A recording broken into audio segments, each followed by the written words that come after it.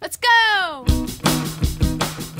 Hi everyone, I'm here with my April makeup basket recap and a couple favorites as well. So I'll just go ahead and get started with face products. So I know I put into my basket this Laura Mercier Radiance primer and I'm wearing it today, and I definitely have to say that it gives a very dewy, glowy finish. As you can see, my face is kind of shiny. I don't know if I would necessarily reach for a product like this all the time. I'm not sure that I would want my face to look radiant like this all the time. Maybe this is something that I would use in the winter, because in the summertime I think my natural oils will already make my face shiny enough as is. So also I wanted to say that this kind of gives off a goldish tint to it. So I'm not sure if the gold is coming across at all, but you can kind of see it on my cheeks right there.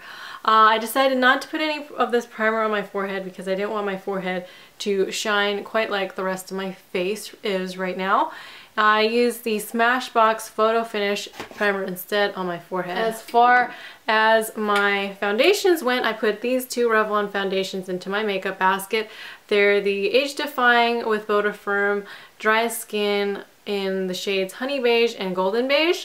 I felt that Golden Beige matched my skin pretty well, but it's a very liquidy consistency, so I didn't feel like it gave me very much coverage, but that's okay because I feel like my skin was nice this month. I didn't have any breakouts and I didn't mind my old blemishes or freckles showing through, so that was okay.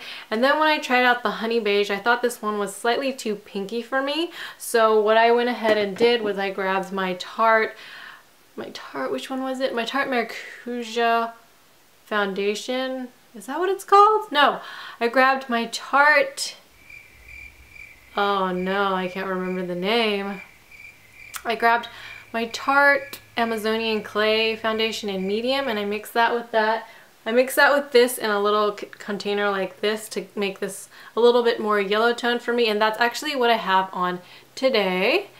And I did not finish my face off with any powder because I thought I would do a quick little demo on how the Covergirl Olay Simply Ageless Cream Blush looked on my face. So currently I don't have any blush on my face. I just thought this product was okay. I didn't reach for it every single day of the month. What I do when I use this product is I grab a duo fiber brush, much like this MAC brush right here, and I just dab the product very lightly into the blush.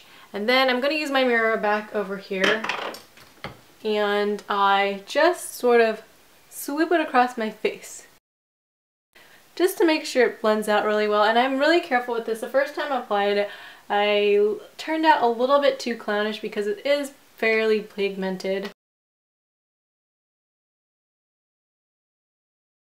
That is the side with the blush, and this is the side without the blush.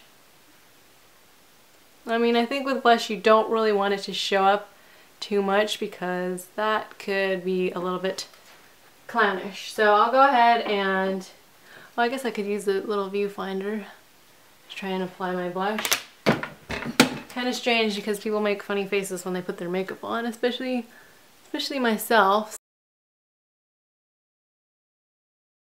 So that's how the Simply Ageless Cream Blush from Oil of Olay and Covergirl apply on the face, if you wanted to see a demo of it. I just thought it would be useful to show how a cream product for blush especially goes on, just because I know before I started using makeup I used to use my fingers and I tried to dab it on and it always ended up looking streaky. So if you use like a duo fiber brush and just kind of try to blend it in, just tap it into your cream and then blend it in before it dries out, then you can get a fairly even blended look. Sorry, I have a lot of things behind me, so that's why I keep turning around to grab them.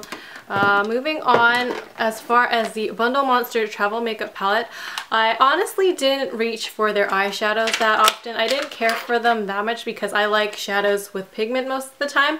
Today I decided to wear one of these grayish shades, and I actually liked it. I put it in the center of my eye. Today I'm also wearing one of the lip glosses. I like their lip glosses. They don't have a scent and they're not sticky and they don't have too much color, so if you mess up then it's not that difficult to clean off your lips, so I like that. I think in my full review mentioned that I really like their face powders. I reached for these a couple of times. Out of this makeup palette, my least favorite items are the eyeshadows, but they're still usable. Another favorite of mine that I used this month was this Physicians Formula Shimmer Strip in Glam Eyes Brown. I wore this almost every day. I used the center bronze color as my base, and then I used powder shadows on top of it. I really liked using this one as a cream shadow. I even find this to be better than the Maybelline Color Tattoos in consistency if you're going to use it as a base. This basket, the L'Oreal Hip, but I found this to be a little bit too chunky on the glitter side. The color comes out really nice. It's very pigmented, but I would notice at the end of the day I would have a lot of glitter fallout around my face that I'd have to keep cleaning up. So I stopped using that and I cheated and I went to something that I didn't put into my basket, and I used MAC's Down Brown a lot, and I used that today on my outer corner. It's a matte brown. And then I used Arena on my inner corner. It's like a nudie shimmery shade, and yeah, I have that on today as well. And then when I was cheating on my blush, that when I didn't want to use the cream blushes, I grabbed the MAC in Buff blush. I did not reach for the NYC Cream Stick blush, barely at all. Just, I don't know, for some reason it didn't appeal to me this month. So maybe I'll have to put it in next month's, or I probably won't reach for it then either. So I don't know about that one. As far as my mascaras go, loved them all. I always use at least 3 or 4 mascaras a day. As far as my powders are concerned, I used my e.l.f. almost every day. I actually didn't use it today because I haven't put any powder on my face, which is probably why you see it so glowy right now. I didn't mattify my face.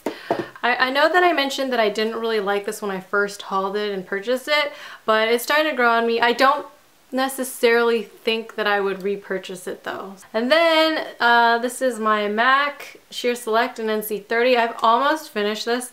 I have to be really careful opening it because it's completely cracked now, and I just don't like stuff going to waste, so I'm trying to use up every last piece of dust of this before I back to MAC that. And is there anything else from my basket that I wanted to talk about? Oh yeah, bronzers. So as far as bronzers go, this one, too orangey on me.